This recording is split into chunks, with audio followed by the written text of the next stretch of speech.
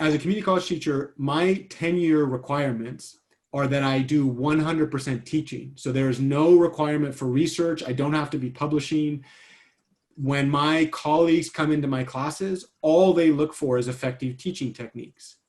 I have some stuff to say about the hiring requirements and whether or not we do a good job training people to become effective teachers who then evaluate new teachers on that. That's a different conversation completely, but there is a very real focus on teaching in that scenario. And if I do any publications outside of that, that's nice, but it could be a detractor from my case for tenure.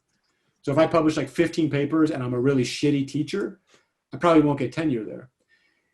The next step up is what they call primarily undergraduate institutions, so PUIs. That's the CSU at the California state level. PUIs grant usually bachelor's and master's degrees, and in the contract, it's usually 80-20 split. So 80% teaching, 20% research. In the Bay Area, in the greater Bay Area, because this is such a great place to work, it's more like 50-50, at least if I look at the publication record for many of the professors that Henry is currently working for with at San Jose State. Like those people publish like 2, maybe even 4 papers a year. The amount of energy, so think about how much time it takes to do one blog post. Okay, now imagine you're having to generate really technical theory that nobody's ever seen before and then publish like a 30-page blog post. That takes a lot of work. It takes and then you're going to conferences and et cetera, getting grants, which is a ton of work, right?